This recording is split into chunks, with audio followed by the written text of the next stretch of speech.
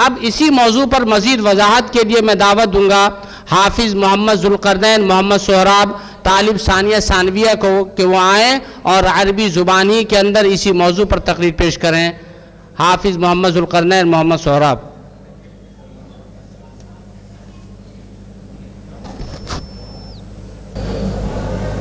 अस्सलामु अलैकुम वरहमतुल्लाहि वबरकातुह। अल्हम्दुलिल्लाहि रब्बिल आलमीन वस्सलातु वस्सलामु अला रसूलिल्लाहिल करीम अम्मा बाद। फ़क़द क़ाल अल्लाहु तबारक व तआला फ़िल क़ुरआनिल मजीद अऊज़ु बिल्लाहि मिनश शैतानिर रजीम बिस्मिल्लाहिर रहमानिर रहीम। क़ुल हल यस्तविल्लज़ीन यअलमून वल्लज़ीन ला यअलमून।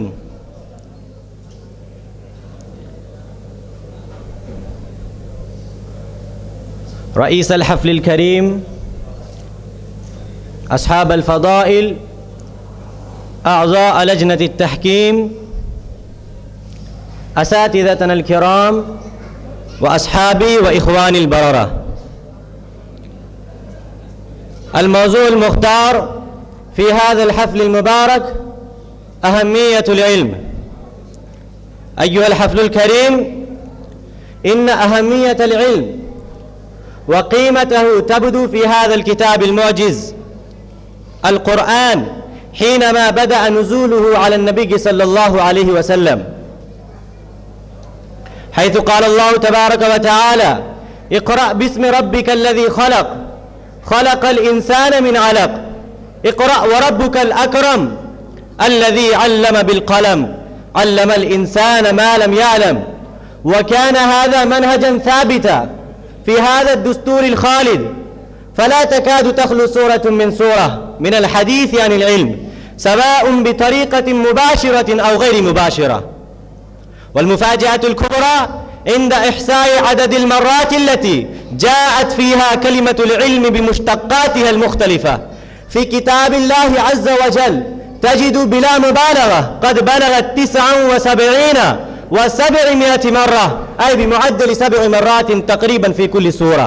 व हाज़ा मिन कलिमतिल इल्म बिमाद्दतिहा थुलाथिय्या ऐन लाम मीम इल्ला अन्न हुनाक कलिमातिन उख़रा कसीरा तुशीरु इला माना अल-इल्म वलाकिन लम तुज़कर बिलफ़्ज़िही व ज़ालिका मिस्लुल यक़ीन वल हुदा वल फ़िक्र वन नज़र वल हिक्मा والدليل والحجة والآية والبينة وغير ذلك من معان تندرج تحت معنى العلم وتحث عليه. أما السنة النبوية فإحساء هذه الكلمة فيها يكاد يكون مستحيلا، بل إن الملاحظة أن اهتمام القرآن بقضية العلم لم يتبدأ في أولى لحظات نزوله فقط، وإنما كان ذلك منذ بداية خلق الإنسان نفسه كما حكى ذلك القرآن الكريم في آياته.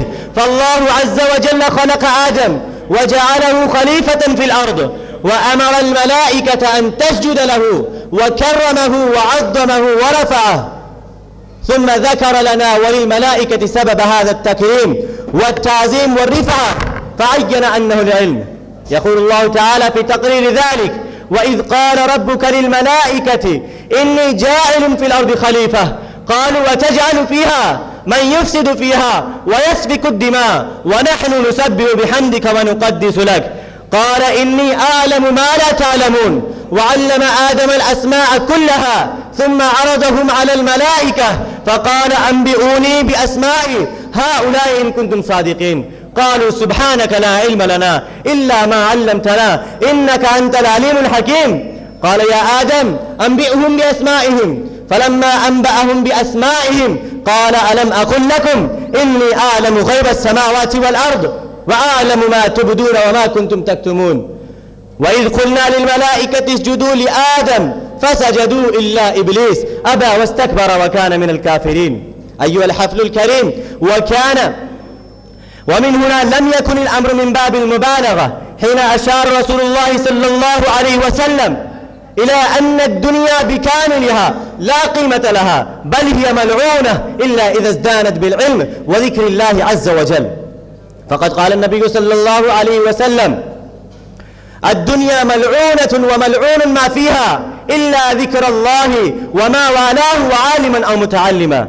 أيها الحفل الرشيد، إن للعلم وأهله فضائل جمة، حيث قال النبي صلى الله عليه وسلم: من سلك طريقا يطلب فيه علما سلك الله به طريقا من طرق الجنة، وإن الملائكة لتضع أجنحتها رضا لطالب العلم، وإن العالم لا يستغفر له من في السماوات ومن في الأرض والحيتان في جوف الماء، وإن فضل العالم على العابد كفضل القمر ليلة البدر على سائر الكواكب، وإن العلماء ورثة الأنبياء، وإن الأنبياء لم يورثوا دينارا ولا درهما، إنما ورثوا العلم، فمن أخذه أخذ بحظ وافر.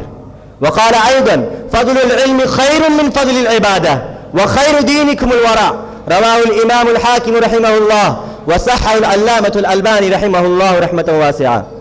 وعن ابن مسعود رضي الله عنه قال: قال رسول الله صلى الله عليه وسلم: لا حسد إلا في اثنتين، رجل آتاه الله مالا فسلطه على هلكته في الحق، ورجل آتاه الله الحكمة فهو يقضي بها ويعلمها. فطوبى لطالب العلم وعالمه. قال النبي صلى الله عليه وسلم: سيأتيكم أقوام يطلبون العلم، فإذا رأيتموهم فقولوا لهم مرحبا مرحبا بوصية رسول الله صلى الله عليه وسلم وأقنوهم.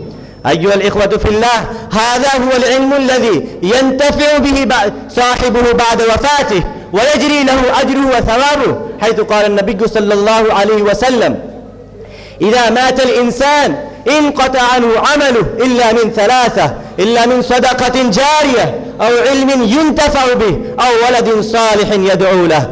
وهذا العلم أجره وثوابه لكل من عمل بعلمه بدون عمل لا يفيد العلم، كما وضح ذلك النبي صلى الله عليه وسلم في حديث رواه البخاري رحمه الله: إن مثل ما بعثني الله به من الهدى والعلم كمثل غيث أصاب أرضا، فكانت طائفة طيبة قبلت الماء فأنبتت الكلأ والعشب الكثير، وكان منها أجادب أمسكت الماء فنفع الله بها الناس فشربوا منها وسقوا وزرعوا.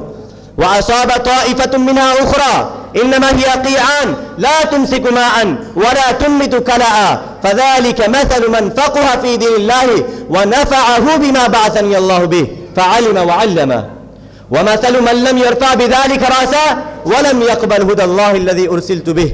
وكذلك دعاء النبي المستجاب لمن يطلب العلم ويفقه فيه ويبلغه، حيث قال النبي صلى الله عليه وسلم: